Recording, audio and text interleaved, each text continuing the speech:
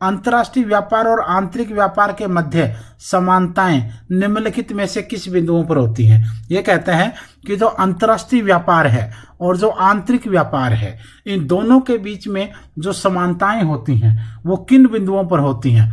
वस्तुओं और सेवाओं का विनिमय, ये सही है, क्योंकि अंतर्राष्ट्रीय लेवल पर हो या आंतरिक व्यापार हो, दोनों ही व्यापार में वस्तुएं और सेवाएं दोनों होती हैं, तो दोनों का विनिमय जो है वो दोनों लेवल पर बराबर होगा। क्वेश्चन नंबर 2, अंतर्राष्ट्रीय व्यापार को विभिन्न कारणों से एक पृथक सिद्धांत समझा जाता है। यह कथन किस अर्थशास्त्री का है। यह कहता है कि जो अंतर्राष्ट्रीय व्यापार है उसको विभिन्न कारणों से एक पृथक सिद्धांत समझा जाता है। यह कथन किस अर्थशास्त्री का रहा है। किंडलबर्गर का यह कथन है भाई। क्वेश्चन नंबर 3, अंतर्राष्ट्रीय व्यापार अंतःक्षेत्रीय व्यापार की दशा है। अंतर्राष्ट्रीय जो व्यापार है वो अंतःक्षेत्रीय व्यापार की दशा है। यह कथन किस अर्थशास्त्री का है। यह कथन ओहलिन का है। क्वेश्चन नंबर 4, देश के अंदर और विभिन्न देशों के उत्पादन के साधन की गतिशीलता में अंतर किस प्रकार का होता है। देश के अंदर और विभिन्न देशों के उत्पादन के साधन की गतिशीलता में अंतर किस प्रकार का होता है। यह अंतर जो है वो अंश का होता है। क्वेश्चन नंबर 5वां, अंतर्राष्ट्रीय व्यापार का आधार बताएं।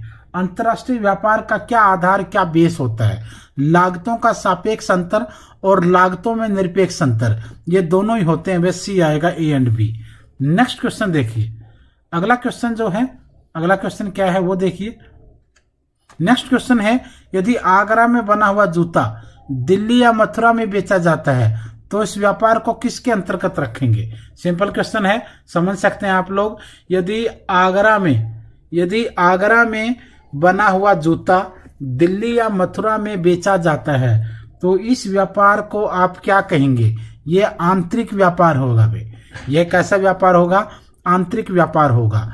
अंतर्राष्ट्रीय व्यापार में लाभ की मात्रा दोनों देशों के किस चीज पर निर्भर करती है। इंटरनेशनल जो ट्रेड होता है उसमें जो प्रॉफिट होता है उसकी जो मात्रा है वो दोनों देशों के किस चीज पर निर्भर करती है। उत्पादन व्यय के अंतर पर निर्भर करती है। उत्पादन व्यय के अंतर पर निर्भर करती है। क्वेश्चन नंबर 8, अंतर्राष्ट्रीय व्यापार के तुलनात्मक लागत सिद्धांत के मुख्य प्रतिपादक हैं। अंतर्राष्ट्रीय व्यापार के तुलनात्मक लागत सिद्धांत के मुख्य प्रतिपादक हैं। कौन है, रिकार्डो हैं भाई। क्वेश्चन नंबर 9, अंतर्राष्ट्रीय व्यापार तभी संभव है जब दोनों की उत्पादन लागतों में क्या हो। अंतर्राष्ट्रीय व्यापार तभी पॉसिबल है जब दोनों की उत्पादन लागतों में क्या हो, समानता हो, गतिशीलता हो, अंतर होता है या कोई नहीं, अंतर आंसर आएगा। नेक्स्ट क्वेश्चन है आपका 9वें के बाद 10वां, 10th क्वेश्चन देखिए। 10वां क्वेश्चन में क्या दिया गया है। 10वें क्वेश्चन में दिया गया है, दो देशों तथा दो वस्तुओं की स्थिति में जब प्रत्येक देश एक देश वस्तु का उत्पादन कम लागत पर करता है तो दोनों वस्तुओं के उत्पादन व्यय में इस अंतर को आप क्या कहेंगे। इस अंतर को निरपेक्ष अंतर कहते हैं।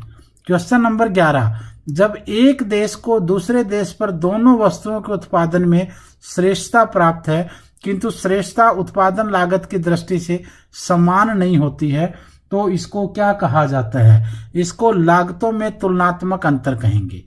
क्वेश्चन नंबर 12, रिकार्डो के अनुसार एक देश के अंदर तो समान योग्यता या क्षमता वाले श्रमिकों को समान मजदूरी मिलती है किंतु विभिन्न देशों में उनकी मजदूरी की दर एक समान नहीं होती है। ऐसा क्यों होता है। ऐसा इसलिए होता है क्योंकि विभिन्न देशों में श्रमिक देश के अंदर गतिशील होते हैं। क्वेश्चन नंबर 13, तुलनात्मक लागत लाभ के फलस्वरूप विशिष्टीकरण को क्या करती है। तुलनात्मक जो लागत है वो लाभ के फलस्वरूप विशिष्टीकरण को क्या करती है। प्रोत्साहन नहीं मिलता, प्रोत्साहन मिलता है। ए और बी में से कोई भी या फिर इनमें से कोई नहीं, प्रोत्साहन मिलता है। क्वेश्चन नंबर 14, रिकार्डो का तुलनात्मक लागत सिद्धांत निम्नलिखित मान्यता पर आधारित है। रिकार्डो का तुलनात्मक लागत सिद्धांत निम्नलिखित मान्यता पर आधारित है। कौन सी मान्यता पर आधारित है। दोनों देशों में उत्पादन उत्पत्ति क्षमता नियम के अंतर्गत होता है। श्रम ही उत्पादन का एकमात्र साधन है। श्रम की सभी इकाइयां समान होती हैं। आपका आंसर आएगा डी, सब। क्वेश्चन नंबर 15, अवसर लागत के आधार पर अंतरराष्ट्रीय व्यापार की व्याख्या प्रस्तुत करने वाले अर्थशास्त्री कौन थे? ऐसे अर्थशास्त्री थे हैबरलर। क्वेश्चन नंबर 16, लागत समता नियम के अंतर्गत दोनों देशों में अंतरराष्ट्रीय व्यापार की स्थिति में पूर्ण विशिष्टीकरण उत्पन्न हो जाएगा। क्वेश्चन नंबर 16 के बाद हम चलते हैं क्वेश्चन नंबर 17 की तरफ। विशिष्टीकरण केवल निम्नलिखित स्थिति में ही संभव हो सकता है। विशिष्टीकरण यानी जिसको आप स्पेशलाइजेशन बोलते हो, स्पेशलाइजेशन केवल निम्नलिखित स्थिति में ही संभव हो सकता है। कैसी स्थिति में संभव होगा? बढ़ती हुई लागत के समय। क्वेश्चन नंबर 18, अंतरराष्ट्रीय व्यापार के सिद्धांत के अंतर्गत अर्थशास्त्री हैबलर ने किस प्रमेय का प्रतिपादन किया? उसने किस प्रमेय का प्रतिपादन किया? अवसर लागत प्रमेय का। क्वेश्चन नंबर 19, घटती लागत दशा में उत्पादन संभावना, घटती लागत दशा में उत्पादन संभावना वक्र एक सीधी रेखा के रूप में मूल बिंदु की ओर या फिर मूल बिंदु की ओर उन्नतोदर कन्वेक्स होगा भाई। क्वेश्चन नंबर 20वां, अंतरराष्ट्रीय व्यापार के आधुनिक सिद्धांत की व्याख्या किसने की? इंटरनेशनल ट्रेड का जो मॉडर्न थ्योरी है, मॉडर्न डॉक्ट्राइन है, उसकी व्याख्या जो है वो किसने की? आंसर आएगा हेक्सर ओलिन ने। क्वेश्चन नंबर 21, आधुनिक सिद्धांत के अनुसार अंतरराष्ट्रीय व्यापार का कारण है, अंतरराष्ट्रीय व्यापार का कारण है साधन संपन्नता के विभिन्नता के कारण वस्तुओं के सापेक्ष मूल्य में अंतर होने से होता है। क्वेश्चन नंबर 22, सापेक्षिक साधन प्रचुरता के मापन का आधार, सापेक्षिक साधन प्रचुरता के मापन का आधार क्या होगा? कीमत आधार, भौतिक आधार दोनों होगा। क्वेश्चन नंबर 23, अंतरराष्ट्रीय व्यापार द्वारा साधनों का मूल्य, अंतरराष्ट्रीय व्यापार द्वारा साधनों का मूल्य अंततः बराबर हो जाता है। ठीक है, तो ये कुछ चीजें आपको बहुत ज्यादा जरूरी है भाई। और इस पूरे के पूरे टेस्ट का जो हम क्रेडिट देते हैं वो अरिहंत वालों को दे देते हैं भाई, क्योंकि सबका टारगेट एजुकेशन देना है। 24वां, किस प्रकार की व्यापार शर्तों से आस्य आयात कीमतों और निर्यात कीमतों के अनुपात से है? किससे ऐसा है? शुद्ध वस्तु विनिमय व्यापार शर्तें। क्वेश्चन नंबर 25, आयकर व्यापार शर्तें मालूम करने का सूत्र बताएं। आयगत व्यापार शर्तें मालूम करने का सूत्र, तो आपका आंसर बी आएगा। क्वेश्चन नंबर 25 के बाद हम चलते हैं 26वें क्वेश्चन पर। क्वेश्चन नंबर 26 बताओ फटाफट। क्वेश्चन नंबर 26, क्वेश्चन नंबर 26 देखते हैं एक बार।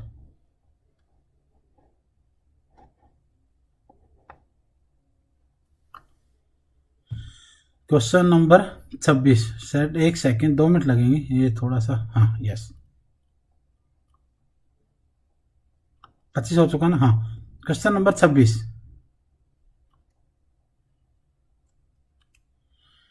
देश के आयात क्षमता को सूचित करने वाली कौन सी व्यापार शर्त है? देश के आयात क्षमता को सूचित करने वाली कौन सी व्यापार शर्त है? कौन सी व्यापार शर्त है बताइए, कौन सी व्यापार शर्त है? तो आंसर हो जाएगा आपका आय व्यापार शर्त। क्वेश्चन नंबर 27, सकल वस्तु विनिमय व्यापार शर्त, जिसको gross barter term of trade की वृद्धि व्यापार शर्त को अनुकूलन बनाती है, प्रतिकूल बनाती है, अनुकूलन आएगा। क्वेश्चन नंबर 28, द्विघटकीय व्यापार शर्त सम्मिलित करती है। द्विघटकीय व्यापार शर्त जो है वो सम्मिलित करती है किस चीज में? आयात और निर्यात की कीमत सूचकांकों को, आयात और निर्यात के उत्पादकता सूचकांकों को, दोनों को भाई। क्वेश्चन नंबर 29, प्रतिष्ठित विचारधारा के अनुसार अंतरराष्ट्रीय व्यापार से लाभ होता है, क्यों? ऐसा क्यों होता है? क्योंकि विशिष्टीकरण साधनों का आवंटन अनुकूलतम बना देता है। क्वेश्चन नंबर 30, दो देशों के बीच लागत अनुपात का बढ़ता अंतर अंतरराष्ट्रीय व्यापार के लाभ को बढ़ा देता है। क्वेश्चन नंबर 31, ओहलिन के अनुसार अंतरराष्ट्रीय व्यापार में अधिक मात्रा में लाभ उन देशों को होता है जहां पर क्या होगा, आरंभ के साधनों की कीमतें कम होती हैं। क्वेश्चन नंबर 32, देश का आंतरिक लागत ढांचा विश्व विनिमय अनुपात से जितना अधिक असमान होगा, व्यापार का जो लाभ होता है वो उतना ही अधिक होगा। क्वेश्चन नंबर 33, धन से सुरक्षा ज्यादा महत्वपूर्ण है, धन से सुरक्षा ज्यादा महत्वपूर्ण है, यह कथन किसका है? यह कथन भाई एडम स्मिथ का है। Question number next, question number है 34, क्रय शक्ति समता सिद्धांत का प्रतिपादन किसने किया? क्रय शक्ति समता सिद्धांत का जो प्रतिपादन किया वो किसने किया? गुस्टोव कैसल ने। क्वेश्चन नंबर 35, भुगतान संतुलन सिद्धांत में, भुगतान संतुलन सिद्धांत में भुगतान संतुलन के द्वारा विनिमय दर का निर्धारण होता है। क्वेश्चन नंबर 36, विदेशी विनिमय दर देश के पक्ष में हो जाएगी यदि, विदेशी विनिमय दर देश के पक्ष में हो जाएगी यदि विदेशी बैंक देश के बैंकों के ऊपर बड़ी मात्रा में साख पत्र जारी कर दे। क्वेश्चन नंबर 37, अंतर्राष्ट्रीय व्यापार का अवसर लागत का सिद्धांत निम्न में से किस मान्यता के ऊपर आधारित है? यह है, श्रम की सभी इकाइयां समान है, श्रम के उत्पादन का एकमात्र साधन है, श्रम के रूप में लागत को व्यक्तिगत किया जा सकता है, all of the above D.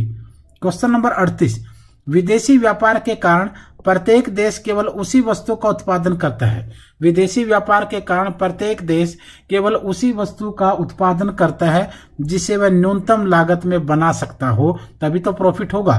Question number 39, Adam Smith ने अंतर्राष्ट्रीय व्यापार के लाभों को समझाने के लिए किस प्रकार की लागत को आधार बनाया? निरपेक्ष लागत का अंतर उसने देखा।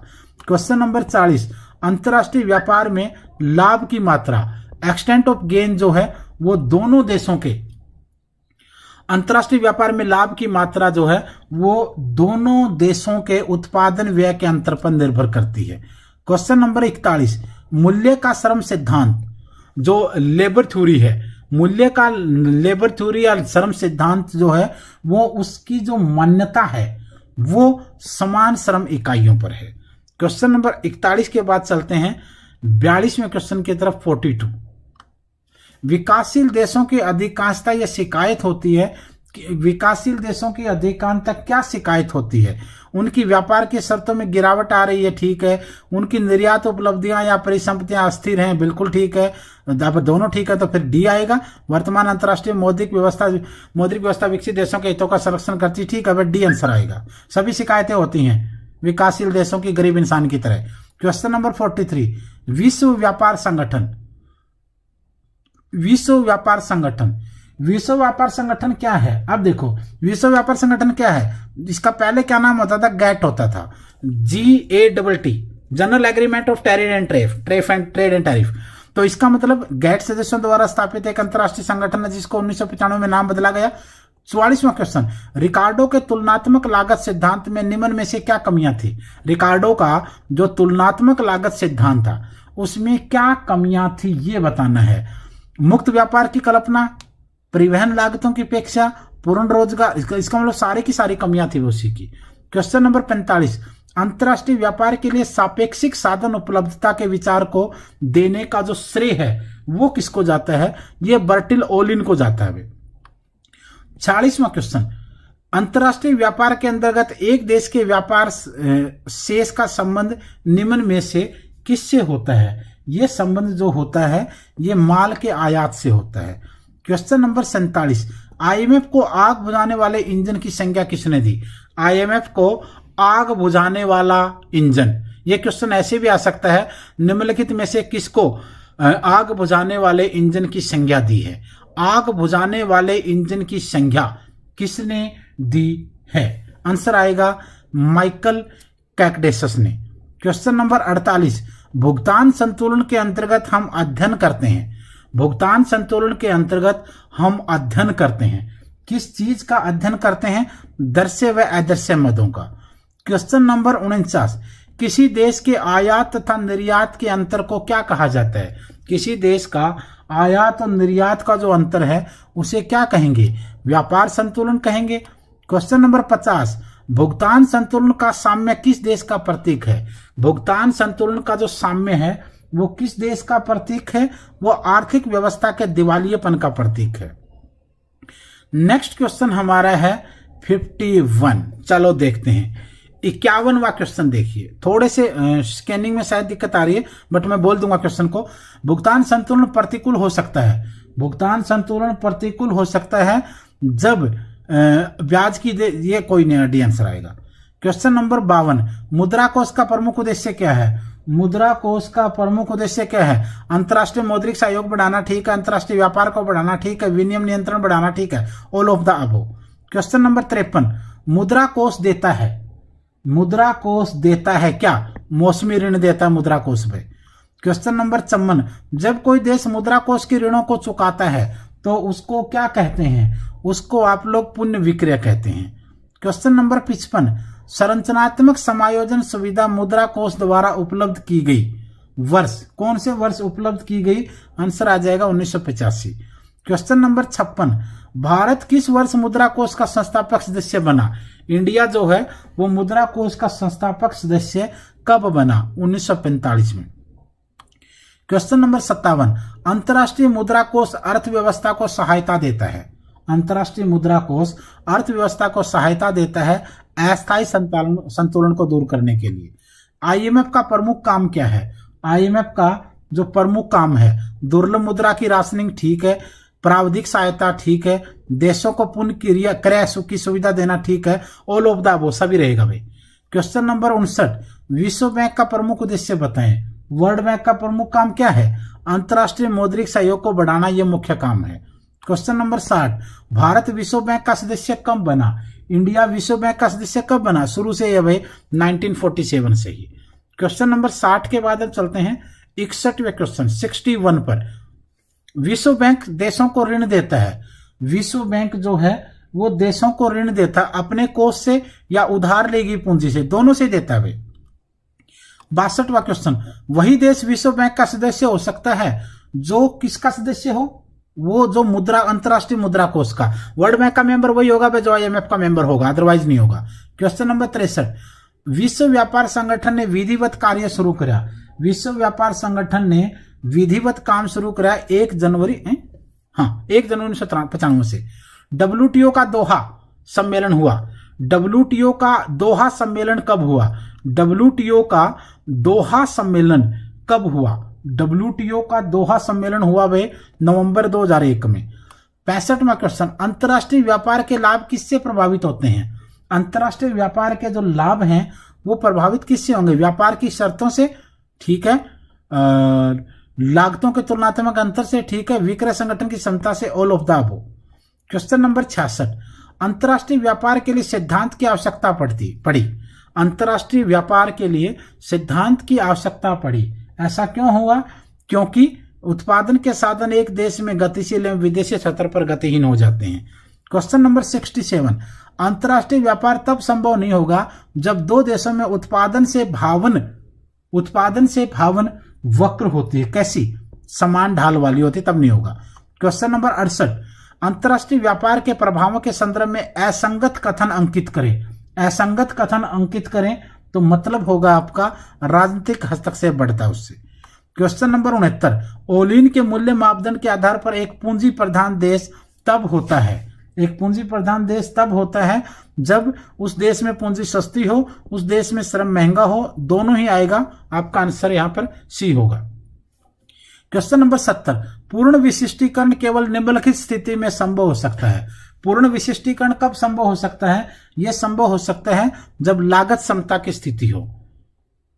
क्वेश्चन नंबर 70 के बाद चलते हैं हम लोग क्वेश्चन नंबर 71 की तरफ। 71, चलो देखते हैं क्वेश्चन नंबर 71। क्वेश्चन नंबर 71 में क्या है? तुलनात्मक लागत सिद्धांत की मौद्रिक व्याख्या प्रस्तुत की। तुलनात्मक लागत सिद्धांत की जो मौद्रिक व्याख्या प्रस्तुत की वो किसके द्वारा की गई? टार्जिंग के द्वारा। 72वां क्वेश्चन, अंतर्राष्ट्रीय व्यापार में विनिमय दर का निर्धारण करने के लिए मार्शल ने प्रस्तुत किया। किसको? दे वकर यानी ऑफर करो को। क्वेश्चन नंबर 73, हैबरलर ने के अनुसार बढ़ती लागत दशा के अंतर्गत पूर्ण विशिष्टीकरण संभव है, आंशिक विशिष्टीकरण दोनों संभव होंगे। क्वेश्चन नंबर 74, लचीली विनिमय दर प्रणाली के अंतर्गत भुगतान संतुलन में असाम्य स्वतः ही हो सकता है, कैसे? अवमूल्यन द्वारा। क्वेश्चन नंबर 75, लचीली विनिमय प्रणाली में विनिमय दर का निर्धारण होता है किससे? विदेशी मुद्रा में मांग और पूर्ति की शक्तियों द्वारा। क्वेश्चन नंबर 75 के बाद चलते हैं हम लोग क्वेश्चन नंबर 76 की तरफ। 76, रॉबर्टसन ने किस व्यापार शर्त को वास्तविक व्यापार शर्त कहा है? रॉबर्टसन ने किस व्यापार शर्त को वास्तविक व्यापार शर्त कहा है? उपयोगिता व्यापार शर्त को। 77वां क्वेश्चन, ऋणों के भुगतान की गारंटी देने पर विश्व बैंक लेता है। ऋणों के भुगतान की गारंटी देने पर वर्ल्ड बैंक जो लेता है वो कमीशन लेता है। क्वेश्चन नंबर 78, WTO का भूमंडलीकरण ग्लोबलाइजेशन आर्थिक नीति हेतु किसके साथ सहयोग करके चलना पड़ता है? उसको IMF और IBRD दोनों के साथ सहयोग करके चलना पड़ता है। 79वां क्वेश्चन, भारत में व्यापार नीति को उदार बनाया गया। भारत में व्यापार नीति को उदार बनाया गया 1991 में जब आर्थिक मंदी दर पर थी। क्वेश्चन नंबर 80, WTO के नियमों के तहत भारत में 31 मार्च 2000 तक WTO के नियमों के तहत भारत में मात्रात्मक प्रतिबंध हटाया गया है। मात्रात्मक प्रतिबंध हटाया गया है 714 वर्षों से पुराना क्वेश्चन है, इसको आप लोग छोड़ भी सकते हैं। तो ये इकोनॉमिक्स के आज वाले क्वेश्चन थे। इकोनॉमिक्स के, हिस्ट्री के, ज्योग्राफी के, पॉलिटी के, हिंदी के, इंग्लिश के, CDP के सभी करंट अफेयर्स 6 महीने की, 9 महीने की, 1 साल की, वो सब हमारे चैनल पर मिलती है। आप सब्सक्राइब कर सकते हैं, बेल आइकन को प्रेस कर सकते हैं, वीडियो का डिस्क्रिप्शन